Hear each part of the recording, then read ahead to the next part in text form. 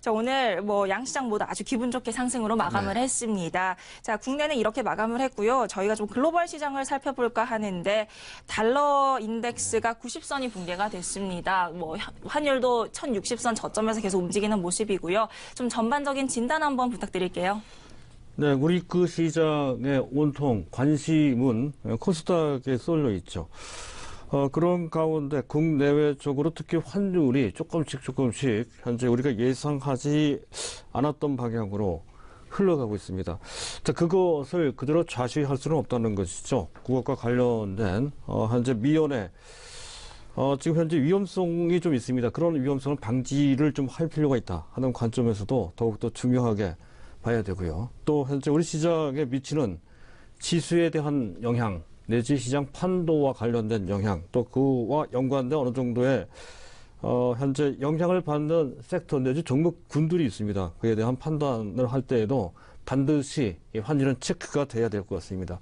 자, 그 전에 시장 판도와 관련돼서 한 가지 말씀을 드릴 게 있는데요. 자, 오늘 우리 시장을 보면 모처럼 만에 현재 코스피 지수가 탄력적으로 올라왔다는 것을 알 수가 있습니다. IT 대형주들이 힘을 냈죠. 그런 가운데 코스닥은 그에 아랑곳하지 않고 여전히 그 열기를 품어내고 있습니다. 그 맹위를 떨치고 있는 상태라는 것이죠. 통상적으로 IT 대형주들이 약했을 때 코스닥이 상당히 강했습니다. 일종의 반사적인 탄력, 시장의 대안 차원에서 부각됐다는 건데요. 그렇다면 IT 대형주들이 움직였을 때 코스닥 시장 전체가 약간은 부정적인 영향을 미칠 수 있었습니다. 하지만 그런 영향을 거의 받지 않고 있다는 것이죠. 그만큼 코스닥의 열기가 뜨겁다는 건데요. 상당히 많이 올라갔습니다. 그럼에도 불구하고 수급상 뚜렷한 상투 신호가 나오지 않고 있죠. 많이 올라간 상태에서 오히려 외국인과 기관들은 현재 외국인 기관들이 팔았던 그 시점보다 더 높은 지수대에서 현재 열심히 약간은 적극적으로 매수를 하고 있는 모습에서 그 점 찾아볼 수 있습니다.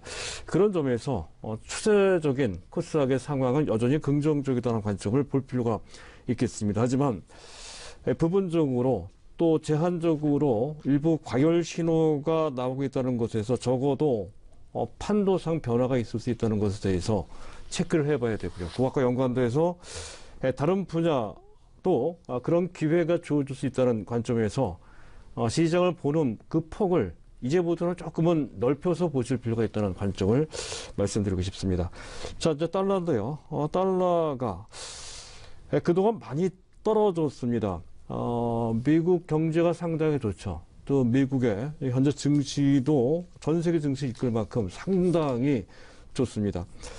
통상적으로 일반적인 상식으로 볼 때 보통 펀더멘털이 강하고요. 또 그 펀더멘털을 대변하는 증시가 금융시장이 좋을 때에는 그 해당국의 통화 가치는 올라갑니다. 최근에 달러는 그것을 역설적으로 보여주고 있죠. 오히려 달러 가치가 떨어지는 모습 1년 넘게 지속이 되고 있습니다. 전일 종가로 달러 인덱스는 90.4, 또 오늘 장중에는 90.0이 깨졌습니다. 작년 1개월 달 당시 달러 인덱스는 102.2 정도 됐습니다. 그때 대비해서 벌써 11.5%, 오늘 장중으로 따진다면 거의 12% 가깝게 내려갔습니다. 금년 들어서도 계속 달러 가치는 추세적으로 내려가고 있다는 건데요. 불과 3주 정도밖에 되지 않은 그 짧은 사이에도 1.5% 추가적으로 더 달러 가치가 떨어지는 그런 모습이 나타났다는 것인데요. 어느덧 현재 유로화는 1.23달러 정도 수준으로까지 많이 올라갔고요. 엔달러 환율은 한때 114, 115까지 갔던 엔달러 환율이 현재는 110.86입니다. 엔고로 진행이 되고 있는 상태죠. 엔조를 밀어붙였던 아베노믹스의 차질이 생기는 그런 부분이 되겠습니다. 금년 들어서 1.9% 정도 달러 대비 엔고로 진행이 됐고요. 다행스럽게 원화는 금년 들어서는 상대적인 절상폭이 그렇게까지 크지는 않습니다. 0.53% 정도 달러 대비 현재 원화가 현재 안정되는 그런 모습을 보였다는 건데요. 그래도 현재 달러당 1,060원 정도 수준에서 현재 머무르고 있습니다. 관계 당국의 최소한의 구조상 개입을 통해서 시장 원달러 환율이 안정되고 있는 것으로 판단이 됩니다. 추세적으로 안정된 상태다 이렇게 보기는 아직은 좀 어려운 상태인 것을 어느 정도는 감안해야 될 것 같습니다. 자, 시장에서 현재 이 달러 약세에 대한 판단을 할 때 다소 의외라고 판단을 하는 것은 바로 이런 요인 때문에 그렇습니다.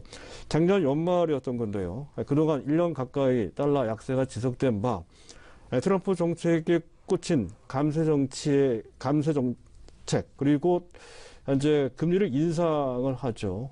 벌써 5번째 인상을 했습니다. 금년에도 금리를 계속 인상할 것이다 하는 것을 바탕으로 해서 또 현재 국외에 빠져나가 있는 초대 기업 애플이나 또는 구글 등이 갖고 있는 잉여금이 있습니다. 이것을 불러들이는 정책을 하고 있죠. 그런 것이 시연됨에 따라서 달러 수요가 늘 것이고 달러 수요가 늘은 만큼 달러 가치가 올라갈 것이다라고 하는 것이 일반적인 전망이었습니다. 따라서 92까지 떨어졌던 달러 인덱스가 금년 들어서는 93, 94 해서 금년 중 95 이상, 97, 98 정도까지 올라갈 것이다. 이렇게 이제 봤던 것이 일반적인 전망이었습니다.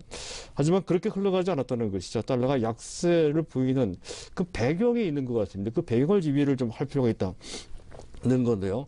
자, 미국도 좋지만 뭐 현재 경기도 좋고 증시도 좋죠. 하지만 주변국 유럽도 또 일본도 또 우리나라도 마찬가지죠. 다른 신흥국도 또한 마찬가지입니다. 중국을 빼고서는 웬만한 신흥국들의 증시는 미국 지수 상승률을 상회하는 그런 모습. 우리 증시에서는 코스닥이 그런 모습을 보이고 있죠. 상대적으로 미국을 제외한 타국들의 증시 상황이 더 매력적일 수가 있습니다. 그런 측면에서 선호도가 약간 상대적으로 차이가 날 수 있다 하는 것이고요. 또 한 가지는 최근 들어서 미국도 미국 외 유럽도 또 일본도 긴축 대열에 합류하는 듯한 그런 인상을 현재 보여주고 있습니다. 그렇게 된다면 해당국 통화, 유로 하나, 또 엔화가 올라갈 소지가 있다는 것이고요. 또 한 가지는 그 전부터 트럼프 대통령이 계속 주창해오듯이 미국 우선주의, 또 보호무역주의를 계속 추진 중에 있죠. 이렇게 되면 글로벌 경제 각 국은 행동 섹터들은 미국에 대한 의존도를 줄이게 됩니다. 실제로도 각국의 현재 외환 보유 액수가 약간 떨어지는 듯한 전체 외환 보유고도 떨어지고 있는, 특히 달러에 대한 비중이 상당히 낮아지고 있는 그런 상태라는 것을 알 수가 있고요. 또 한 가지는 이런 것 같습니다. 미국이 사실은 부작용이 있을 수 있는 가장 큰 부작용은 재정 적자입니다. 감세든 또는 현재 인프라 투자 확대든 다 돈이 들어가는 것이거든요. 그래서 이렇게 된다면 현재 재정 적자 규모가 약 6천억 달러, 7천억 달러 정도 되는데 연간입니다. 그것이 금년 들어서부터는 1조 달러대로 확대될 소지가 없다는 것이죠. 그것을 메꿀 수 있는 방법은 딱 한 가지입니다. 국채를 발행할 수밖에 없다는 것이죠. 국채를 발행하게 되면 그만큼 달러 가치가 떨어집니다. 이런 것 때문에 달러가 떨어지는 것이라는 것이고, 또 트럼프 대통령 그 자신이 약달러를 선호를 하죠. 그와 관련돼서 어느 정도 심리적인 영향을 미치는 측면도 있는 것 같습니다. 상황이 이렇다고 한다면 현재 이러한 약달러 기조는 추가적인 약달러 폭이 그렇게까지 크지는 않다 하더라도 추세적으로 계속 약세를 보일 가능성이 높고, 또 비교 통화들은 상대적으로 강세를 보일 가능성이 상당히 크죠. 유로화나 엔화, 위안화뿐만이 아니라 원화도 그렇게 될 소지가 높다는 그런 관점인데요. 그와 관련돼서 시장에 미치는 영향을 좀 살펴볼 필요가 있습니다. 1차적으로 글로벌 국제 원자재 가격, 특히 가장 대표적인 것이 금입니다. 현재 유가입니다. 유가도 현재 원유도 있고요.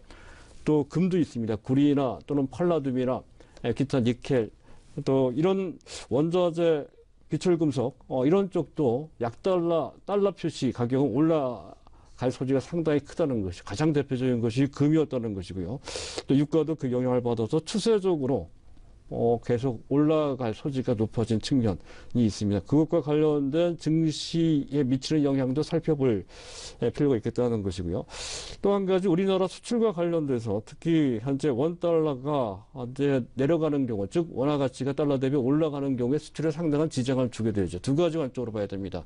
일단 원화 표시 채산성이 훼손되는 것은 맞습니다. 추가적으로 원달러 환율이 내려가고, 즉 추가적으로 원화가 달러 대비 강세를 보일 경우 원화로 표시한 그 기업의 실적은 낮아질 수밖에 없습니다. 그래서 그 가치가 훼손되는 측면은 주가에 어느 정도 부정적으로 작용될 소지가 좀 있다는 것이고요.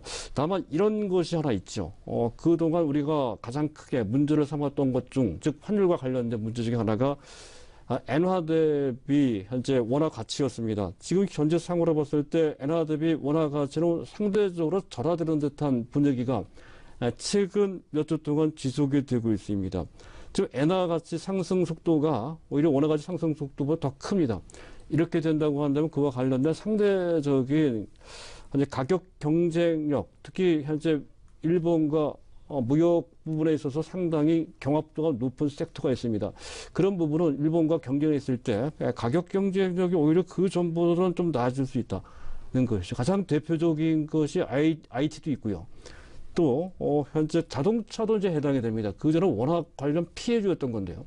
지금 이와 같은 엔화 대비로 오히려 거꾸로 오히려 원화가 절하되는 상황이라면 현재 그것을 어느 정도 복구할 수 있는 약간의 기회가 될 소지가 있다는 관점에서 환율을 보실 필요가 있을 것 같고요. 일반적으로 봤을 때 현재 달러 대비 원화 가치가 절상되는 그런 상황일 때에는 현재 원료를 수입하는 분야, 가장 대표적인 쪽이 식음료 쪽이죠. 식음료 쪽 및 그리고 현재 화학 제품 쪽이 됩니다. 화학 제품 수출도 많이 하기 때문에 양쪽을 다 보면서 판단을 좀 해야 될 것 같습니다.